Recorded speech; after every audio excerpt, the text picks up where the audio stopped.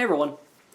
So it is the final subscription pack for Vinegar Syndrome for the Black Friday sale, the November package, the last one for my mid-year subscription because December is a partner label only month and I only bought 2 of those, so I'm not going to just make a video unboxing 2 measly things. So this will be the final unboxing of Vinegar Syndrome for 2021.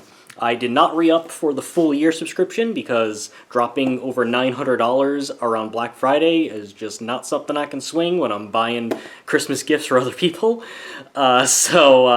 You know, maybe if I start to like what the schedule looks like, I'll do the mid-year in May or what have you. Some of the titles that they've announced for 2022 already: Dead Heat, which Joe Bob showed, that was a fun movie. This, I think Curfew is also in January, so there's a couple other things I'm interested in. So if there's a month where I buy and not wait for a sale, but I buy a substantial amount, we'll do more unboxings, but otherwise this will be the last one for at least a little bit. So without further ado, let's take Sizzy Sizz, and silly, why am I calling it that? Anyway, and let's see what we got here in the old Vinegar Syndrome package. I mean, I know what I have in here, unless they packed something wrong, but you don't know yet, but you will, and that's why you're here. Okay, so just look at what it all looks like with the bubble wrap packages and everything. Well, I guess we'll just start from left to right, because that's how we read in this country. Okay. We've got a mix of a lot of different things. Got some partner labels, some VSAs, some legacy slips, some other stuff, VSPs. Alright, so first thing we got is Jungle Trap / Run Coyote Run. This is a partner label from AGFA. I believe it is a shot-on-video film. So it was shot on video in the 90s and then not released, and then it was finally edited and completed very recently. Heard bad things about it, but I'm still interested. I kind of like this shot-on-video garbage type stuff. So let's see. Special features is the movie, transferred from the original 3/4 master tapes. There's a making of Jungle Trap called It Wasn't My Fault, which bodes oddly. There's some outtakes. There's surviving footage from one of the director's unfinished horror films called Horror Con. And then there's a bonus movie called Run Coyote Run, which I know nothing about. You know, might be interesting, might suck, I don't know, we'll find out. But I was intrigued, and this came out before my mid-year subscription, so I couldn't use my 50% off for partner label code on it, but it was 50% off regardless during the Black Friday sale, so I figured I'd pick it up since I was interested, and they sold the slipcover. Next is Don't Answer the Phone. This is an older VS release, but they gave it a brand new slipcover, and since I didn't own it and it sounded interesting, I figure I would pick it up. That's what the back looks like. Ooh, that slips tight in it. Does it come with a poster or something? Alright, yeah, it feels thicker than a normal, just regular VSA, or VS release, rather. But anyway, here's the front. Run if you must, hide if you can, scream, but don't answer the phone. Don't Answer the Phone was in the original trailer for Scream 2. Don't answer the phone, and all that stuff. Plus the Don't trailer from Grindhouse that Edward Wright directed. So this is scanned in 4K from the original 35mm camera negative. It's got a commentary track, a director introduction, an interview with the star, a retrospective with the star also, a career retrospective. I guess it goes, they're movies that aren't just this. Isolated soundtrack, theatrical trailer, TV spots, promotional gallery. Oh, a 16-page booklet with essay by Michael Gingold. That's probably why it's a little bit heavier. It's got a chunky little essay booklet. Yeah, I think this is not quite a slasher. The back calls it a suspenseful early slasher, but this seems more like just what was that movie? Peeping Tom, kind of something along those lines. Anyway, this is from 1979, so it's before the slasher craze, so... Well, I mean, Halloween itself was 78, so it wouldn't be a proto-slasher, but I think it's more of like a serial killer, like stalk and kill type movie. And then we got the Blood-O-Rama Triple Frightmare. This is an AGFA release. It is 3 movies in one. I do like when they put multiple movies on like a single like non-box set thing like this. I've heard, anyway, this is the front of the slipcover. This is the back. I kind of like when AGFA does this, where they make it just look like it's taking a picture like the film cells did it for the AGFA horror trailer show as well. And this is what the front of the regular one is. It's Help Me, I'm Possessed, Night of the Strangler, and Carnival of Blood. So let's see. Help Me, I'm Possessed takes place in a sanitarium. It's a psychopathic hunchback. That could be interesting. That's from 1974. Night of the Strangler is a southern fried whodunit with murder, racial tension, and a starring role from the guy from the Monkees, Mickey Dolenz. That's from 72. And then Carnival of Blood is a ominous cinema verite horror movie that was shot on Coney Island. Anyway, this is a 2K preservations from the only known 35mm prints in existence. I assume AGFA has those. A partial commentary with Bleeding Skulls Anna Choi and AGFA and Bleeding Skulls Joseph Zemba. There's a bunch of blood-dripping trailers and drive-in snipes from the AGFA vaults. I always love those. And you can watch the full uninterrupted program in drive-in mode. So I guess they'll have like little let's go to the concession thing, interstitials and stuff. So that's fun. It's 266 minutes total, so it's about a 3-hour experience if you watch the full drive-in thing. It's not that bad. I heard from someone, I think it may be on the Blu-ray.com message boards, that some of these movies were like less than R-rated. But then other people have said like, no, it's actually, I think it was actually one of the co-founders of Vinegar Syndrome actually came on there and said like, no, they're kind of like R-rated level or whatever. They're all from the early 70s, so I just thought it sounded interesting. 3 movies for the price of 1. I mean, if they all suck, that's not a deal, but, I kind of like these packages that they put out. By the way, if you ever have to buy something from Amazon, and you feel guilty about it because it's fucking Amazon, Amazon has a thing called Amazon Smile, where you can put it, if you have the Amazon app, or you can just log on to that instead of regular Amazon. And if you have an account with them, you can select a charity that a couple cents of each purchase will go to donate, or so charity or nonprofit. AGFA's a nonprofit, so I've selected AGFA, so even if I have to buy something from dirty, filthy Jeff Bezos' Amazon, at least AGFA gets, they get a couple shillings from my purchase. And then we have Sorority Slaughter. I believe this is one of the Saturn Core shot-on-video releases from the Wave people. As I said earlier, I love my shot-on-video trash. Yeah, I can show this on YouTube. That's the back slip there. Yeah, I didn't pull the trigger on Savage Harvest this month because it just didn't seem that good. This is a rather bland regular cover. Let's see. This seems to be about sorority girls, and they accidentally kill someone who's a satanic worshipping neighbor. So they killed the neighbor, but is he really dead? So it's like I Know What You Did Last Summer, but shot on video. I don't know. Anyway, there's a new transfer from the original SVHS master tapes, audio commentary track with 2 of the stars, and they're moderated by one of the guys from Saturn's Core. There's an alternate cut of this movie that incorporates new footage that was shot in 2012. That sounds bad. There's a vintage cable access interview featuring the co-directors and the visual effects artist. That's interesting.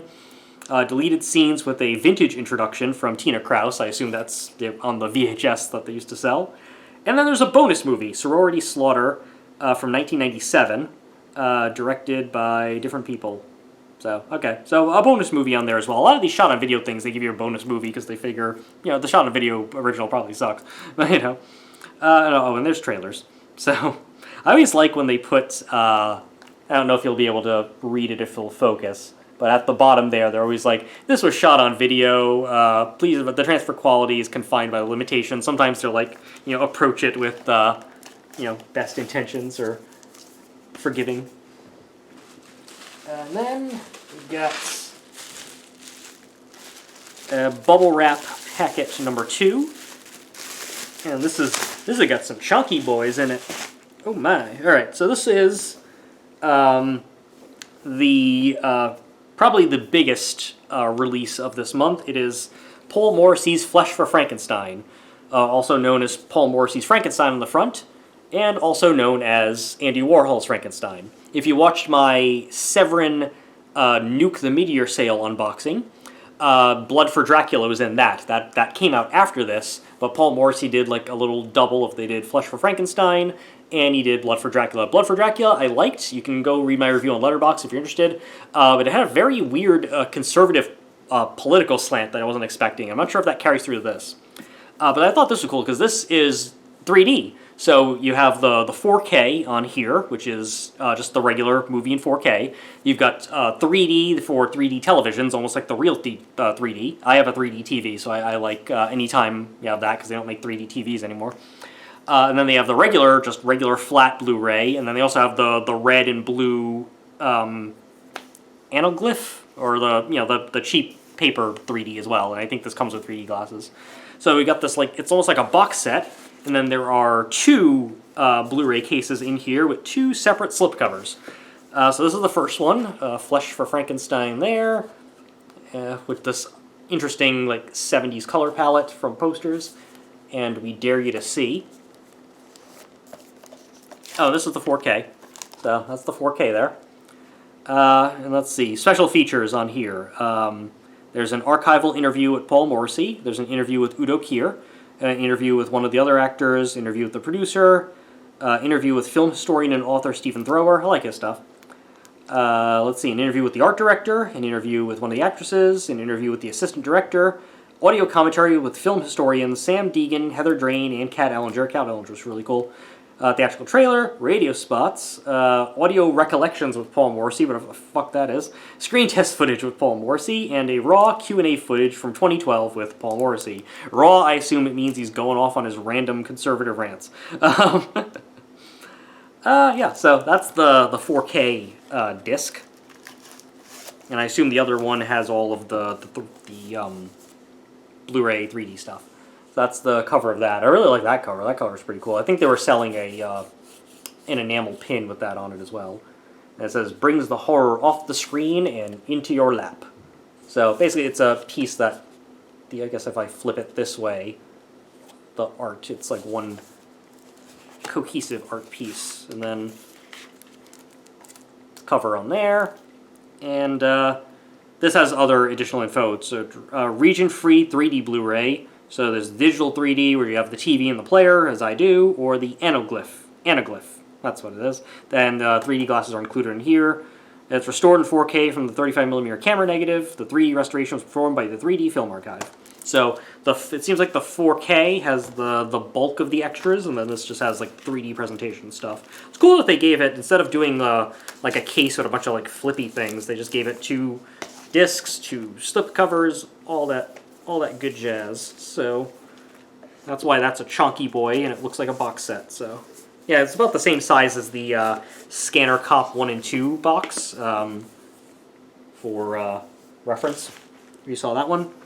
This is the VSP. This is New York Ninja. This has a very interesting story. So I guess in the 80s, a Hong Kong martial arts guy made a movie called New York Ninja.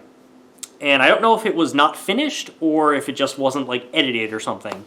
But it basically just laid in film canisters for 30 some odd years at this point. And then Vinegar Syndrome got, I guess, the rights and the physical possession of the footage that was shot. It didn't have audio, and it seems like, if I'm not mistaken, they also didn't have any copies of the script. So they had all this footage, but they didn't have any audio or script to know what was supposed to be edited. I guess they didn't have cooperation with the actual filmmaker to know what their vision was as far as what takes they wanted to use or any of that. They didn't know what the dialogue was, so they just kind of took the footage and assembled a movie based on that footage, and they got contact with some actors who they've interviewed for special features on other discs, like Donald the Dragon Wilson and Cynthia Rothrock, and they had them come in and basically dub voices, and they basically had to create their dialogue from whole cloth to kind of match what was going on and try to shape a basic story from the footage, and that's really interesting. So I know they screened this at a film festival in California, in Los Angeles, and I know there's a documentary on here about the making of it, but it has a VSU box, so if you have Six String Samurai or Beastmaster, it's the same thing, where there's a little magnetic clasp here. So I'm not sure, did I show all the sides? This is the front. The front is cool, but it's very busy. So from far away, you can't tell what the fuck's going on, but when you look at it, it's pretty cool. And then the back is a little bit more simple. You open it up, there's art on the front, and then of course there's an additional slipcover. You also have this I Love New York Ninja there. I think VS was also selling shirts with that.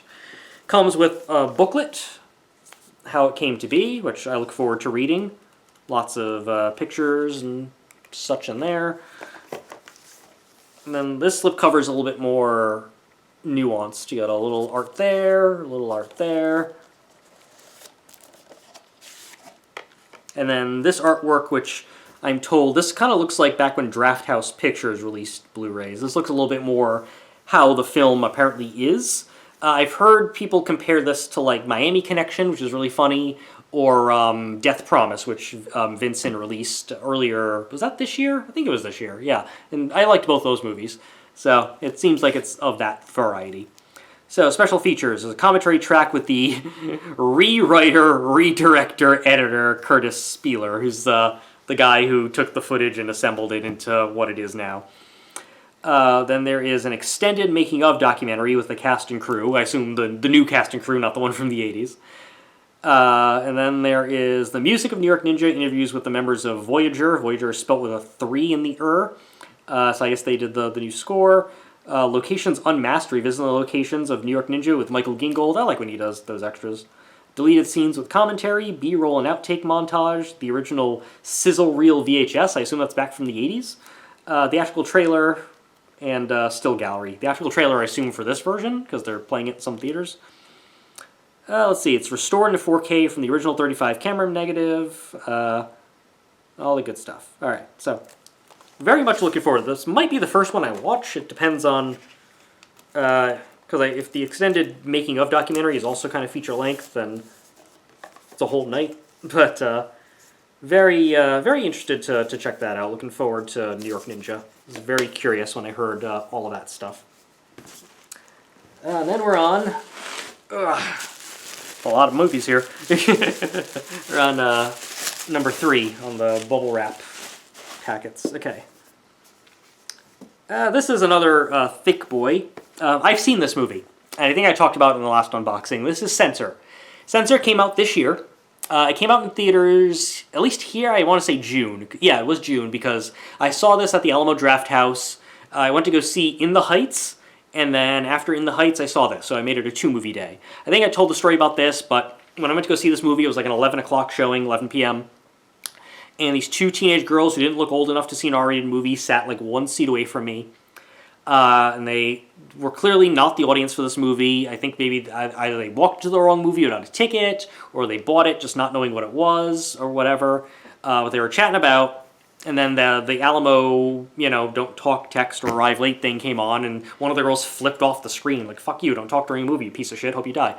And they ended up leaving, like, 5 to 10 minutes into the movie, so thankfully that's preferable to them, like, talking during it like fucking annoying yentas. Yeah, that's the story. But I really liked the movie, so when they were putting it out, I went, yay, cool, I'd buy it.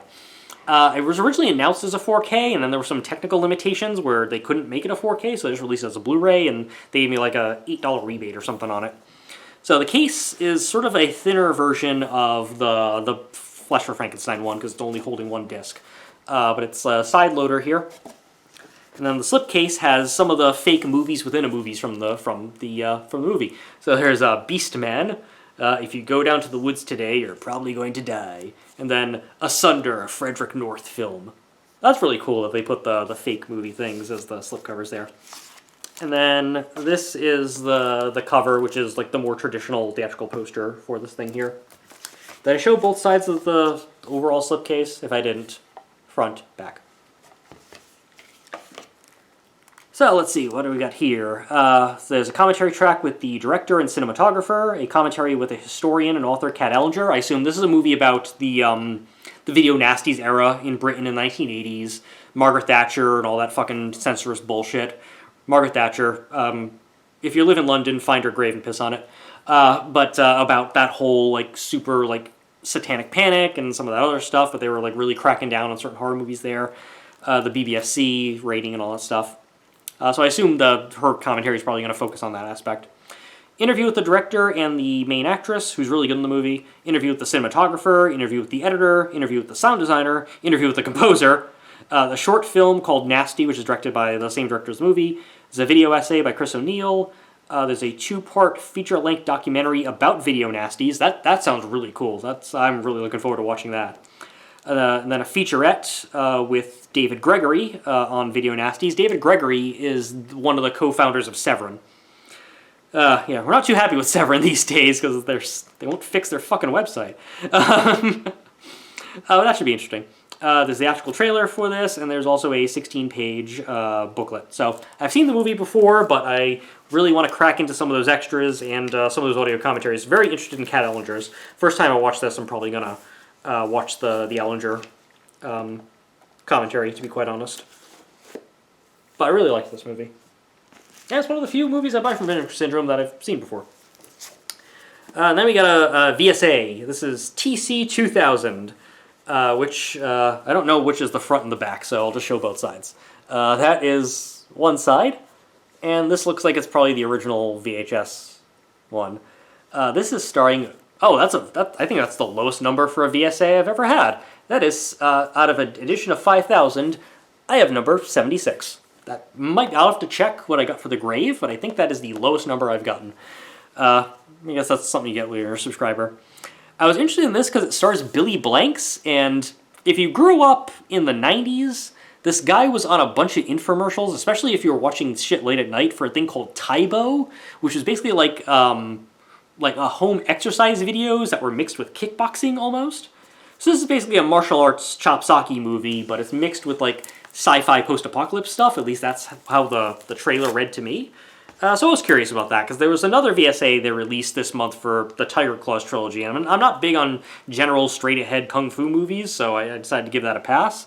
But Billy Blanks, I thought made this interesting, so we'll see how this is.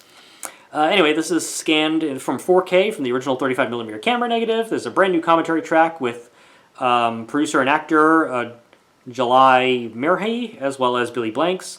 There's an interview with Billy Blanks that's called, with Jalai Merhi rather, or Merhi, called An Orgy of Action. But then there's a different interview with Billy Blanks called Jason Takes the Underworld. Then there's some archival EPKs, which I'm surprised they even did for a movie like this, that I'm sure went direct to video. Yeah, there's a double-sided poster, all the normal VSA stuff. So, am I going to like this movie? I don't know. But I figured I'd give it a shot, because why not? You know, the idea of like a Terminator kind of ripoff with the Tybo guy just sounded interesting. And then this is a partner label that is an older release, but they put a new slipcover on it, so I thought, why not? It is Summer of Fear, which I believe stars, what's her name? Linda Blair from The Exorcist. I met her at a convention. Why did the name forget me? So that's the front, that's the back. This is a early Wes Craven film that I happen to not own. So I figured, why not? Even though I didn't get a discount on it, because it's still a legacy release, thought, why not? So this is from 1978, so it's one of his earlier movies. I think after Last House on the Left, certainly, because that's the first movie. I think it's also after Hills of Eyes. But maybe before Swamp Thing, and certainly way before Nightmare on Elm Street in '84. But this has audio commentary by Wes Craven. Obviously, it's an older release. Wes Craven has passed since. A new interview with Linda Blair, and then a photo and poster gallery in the original trailer. So not much going on there. Oh, the movie's in 4:3 Academy ratio. That's interesting. They shot it to full frame. It's also PG-13 for some violence, so not a hardcore horror movie. And it's based on a young adult novel by Lois Duncan, who wrote I Know What You Did Last Summer. I read the I Know What You Did Last Summer book when the movie came out, so that was like 97, I want to say. Book and the movie, super different. Let's see, I think this is about a horse girl, mysterious cousin. Yeah, this kind of sounds like a TV movie kind of thing almost, so I've never actually seen it, but I figured, why not? It's a Wes Craven movie. Might as well own it. And then, another, whatchamacallit? Oh, they put, legacy slipcover that they put in its own thing. Graduation Day. I already have it on Blu-ray, but they released a brand new slipcover for it, and I thought the slipcover was cool, so I got it. The class of '81 is running out of time. It was a Trauma acquisition. Trauma didn't make it, but it's a pretty straight-ahead '80s slasher. Like, when people keep complaining, like, I want them to release more slashers, Vinegar Syndrome, I mean, For one, I think between all of the boutique labels, I think we're just running out of 80s slashers. Is there an 80s slasher left that doesn't have a Blu-ray release? Like an actual, like, fits the definition slasher? But as far as that, the Graduation Day is it's a good straight-ahead slasher. So anyway, yeah, that's a legacy slip for a movie I already own. Next packet. Let's see. They put another one of those little, like, cards. It's not a magnet, it's just a little card. Steel and Lace. This, I believe, is a science fiction android spin on the rape revenge genre. I had never heard of it before. So she's tough, she's tender, she's all woman and all machine, a deadly combination. For some reason, I think the drawing they have of the woman on the front looks like Blondie, you know, Call Me. Yeah. And then, yeah. So, yeah, I think this is a sci-fi rape revenge movie.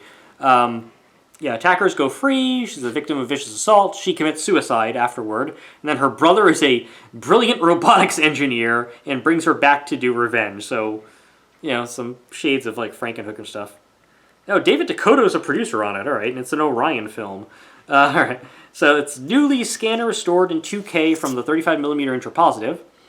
It's presented in its intended 1:3:1 aspect ratio and more commonly seen 1:78:1 aspect ratio. I wonder if they're doing that because a bunch of people made a conniption fit about the aspect ratio on Alley Cat because they released it with the correct aspect ratio, but it previously had releases on DVD of an incorrect aspect ratio, and that incorrect aspect ratio showed more nudity. I'm not sure why they're upset because Alley Cat is not shy of nudity from that main actress. But I'm wondering if they did it for that reason. I know they did it for Dolomite, because Dolomite was famously released with the incorrect aspect ratio and all of the boom mics, and people just find that version more charming. But anyway, so there's two aspect ratios. Commentary track with the director. There is an extended making-of documentary that includes the director, producer, co-writer, and the other co-writer, the cinematographer, the composer, the casting director, the editor, and the special effects artist. Oh, and a bunch of the actors. And then, yeah, that's about it. So, yeah. Anyway, kind of curious how this is going to be. Mixing rape revenge with science fiction, I'm not sure. Find out.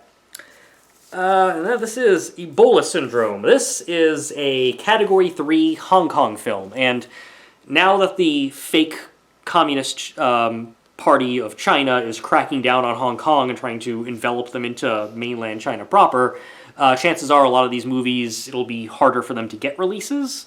I'm not sure how the licensing situation is going to work with an authoritarian government trying to crack down on shit. But anyway, this is a Category 3 film from Hong Kong from the 90s, I want to say. Category 3 is like Hong Kong's version of NC-17, so some of their most like extreme sex and violence movies were put into that category. I'm not particularly well-versed. I may not have even seen a Category 3 movie at this point. Well, I've seen parts of Ricky, of the Story of Ricky. Usually this is kind of the stuff that like Unearth would release as opposed to Vinegar Syndrome, but I guess they're dipping their toe in. Anyway, that's the front cover, which I'm digging. And then the back cover. I know a little bit about this movie. I know that it's very loosely based on an actual Hong Kong murder that happened in the 80s. Gambling deaths, entire families murdered, urban legend about stuff. No, you know, I'm confusing this with The Untold Story. Never mind, not at all. This is a different story. This is about, I believe it's a guy who gets infected with Ebola after committing a sex crime, but he's immune to it. So he's going around not affected himself, but he's infecting everybody else. So great movie to release in the middle of this pandemic that won't end.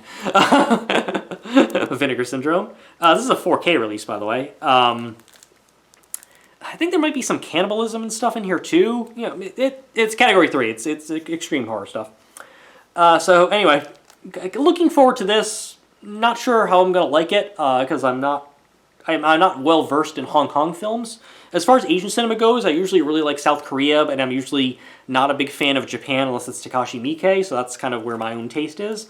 So we'll see how Hong Kong goes. Anyway, it's restored in 4K from its 35mm camera negative. There's a brand new introduction from the director, brand new interview with the director. There's a featurette with the director, and it discusses the difficulties of translating Cantonese into English. movies not in Mandarin, it's in Cantonese. China has many languages. That's kind of interesting. I'm very interested in like the different translations when you take foreign films and bring them to the United States or vice versa, and the difficulties involved with that, because sometimes there's regional slang that doesn't translate and all that stuff. Let's see, there's an archival interview with the lead actor as well as the director, and then there's an archival commentary track with both of those two, and there's a new commentary track with film historian and author Sam Deegan, and a 20-page booklet, which is why this feels like a chunky boy. Anyway, looking forward to this. I'm not sure if I'm going to like it. My guess is I'll either really like it, because I tend to like extreme shit, or I won't like it, because it'll feel more like Japan and less like South Korea. I don't know. Find out.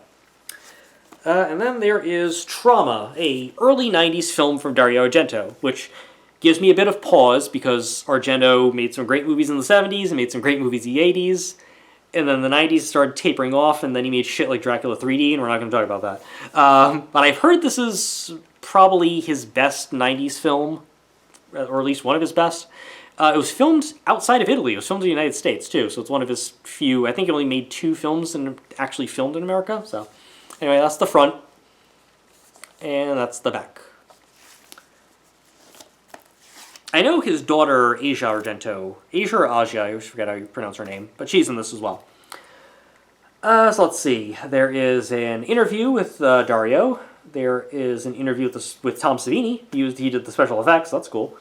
An interview with the writer, interview with the composer, interview with the cinematographer, interview with one of the actresses, interview with the actor who is also a casting director, interview with a different actor, interview with Piper Laurie, she's an actress in this, an interview with the first AD, sure, audio commentary by The Hysteria Continues, audio commentary with the film historian and author Alexandra Heller-Nicholas. There's an archival featurette of Tom Savini on the set. There's an EPK with behind-the-scenes footage, and a video workprint version featuring several extended scenes as well as multiple trailers. It is newly scanned and restored in 4K from the 35mm interpositive. So, looking forward to this. I do know Asia Argento, I think, is under 18 in this movie. That's directed by her father, and she has several nude scenes, which is a little weird for a director to put his underage daughter nude in a film, but it's Italia, you know? I don't know. I don't know, Europe.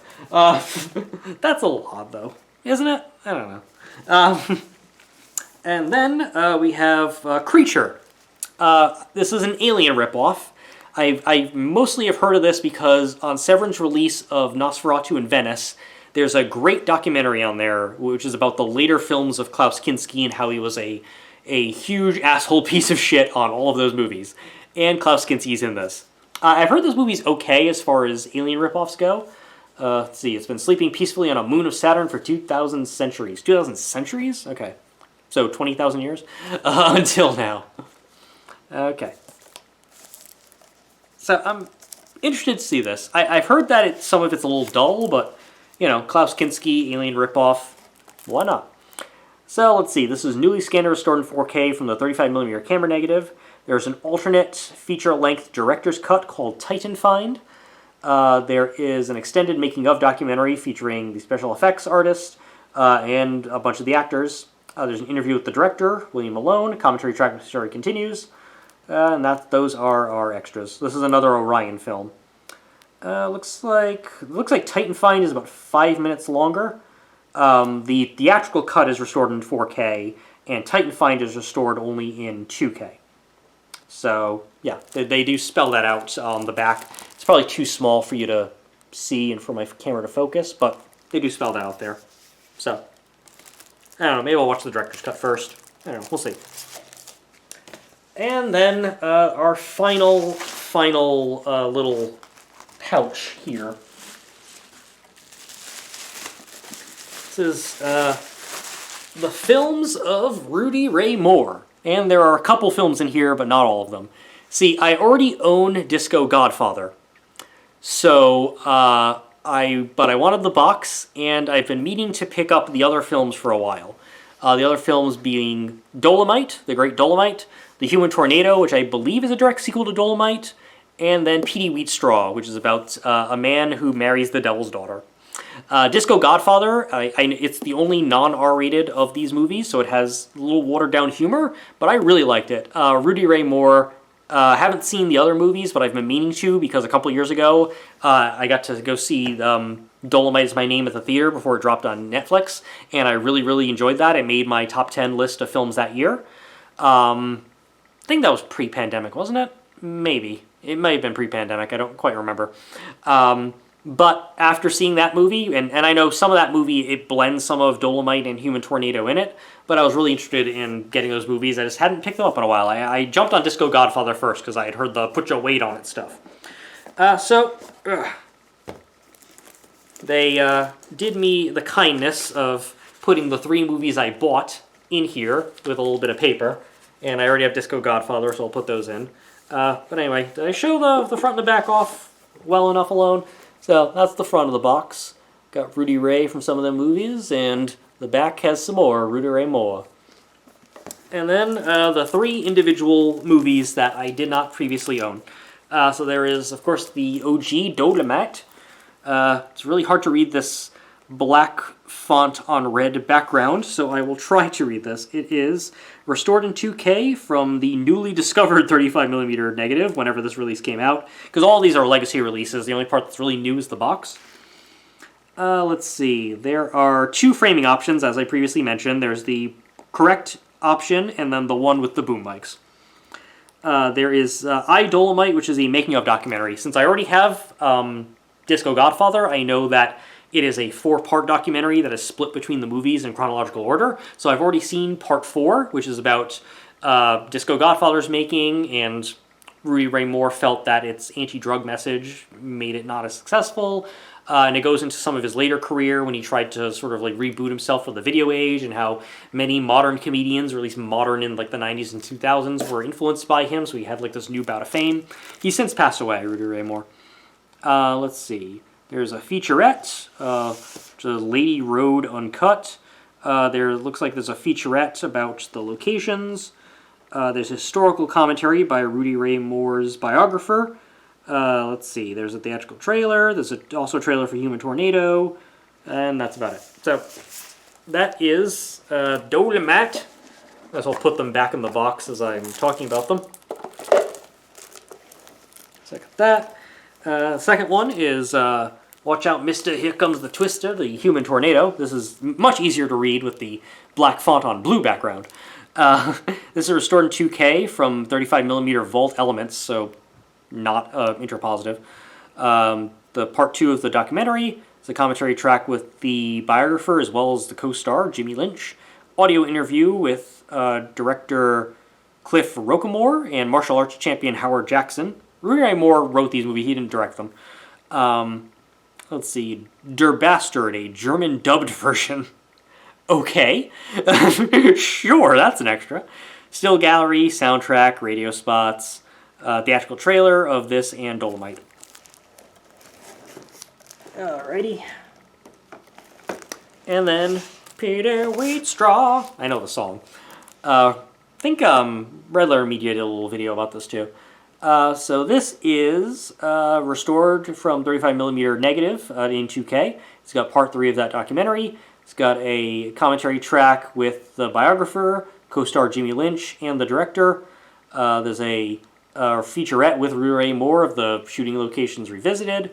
Soundtrack, still gallery, trailer for Disco Godfather, trailer for Human Tornado, trailer for Dolomite. That's what we got there. So, and that brings us to everything I bought on this one. So that was a lot of stuff. Some of those, like Censor and New York Ninja, they were put up for pre-order before Black Friday. And then some of the stuff was part of the November package, and then some of the stuff were surprises that were announced that day. So it was a whole smorgasbord of stuff. So it was a lot of movies, and I will be going through all of these. And so, as usual, if you're interested in what I think of these movies, as I watch them, I'll be writing my normal reviews and putting them on Letterboxd, so feel free to look there. I still have a bunch of other releases from Vinegar Syndrome and partner labels that I haven't gotten to yet for various reasons. You know, I have to be in the mood for them, or I'm watching other stuff, or whatnot. So, you know, plenty of reviews that will be coming down the pike as I get to them. So, that was Black Friday. So, thanks for watching, everybody. I did order one of the bundles from Severin. Obviously, like a lot of people, I could not get it to work that first night, and it kept pinging my card back. That resulted in the bank freezing my card until I called them and told them, yes, they were authorized. It just didn't go through because Severin fucking sucks. They had a weird thing where I couldn't check out with a debit card through PayPal because I didn't have a PayPal account, even though that's never been a problem on Severin before. The bundles didn't have free shipping, even though the cost of them was past their $100 free shipping criteria, and I don't know. Long story short, my fiance was nice enough to buy it for me, and then I just wired her the money. But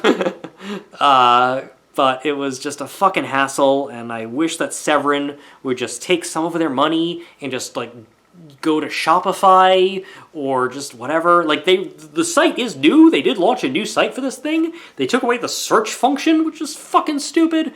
But they really just need to fix that. Like, what the fuck? Like, Severin just doesn't give a fuck. I guess because unlike Vinegar Syndrome, a lot of their slipcovers and stuff, you can just buy them from, like, Diabolic and Amazon and other places. So, I mean, unless it's like a bundle I really want, I'm not buying directly from Severin anymore. Really just... Until you fix your website, fuck you, man. I mean, they release some good stuff, but, you know, they really need to fix that fucking website. It's been so many times now. Anyway, so, put your weight on it. Thanks, everybody. Bye.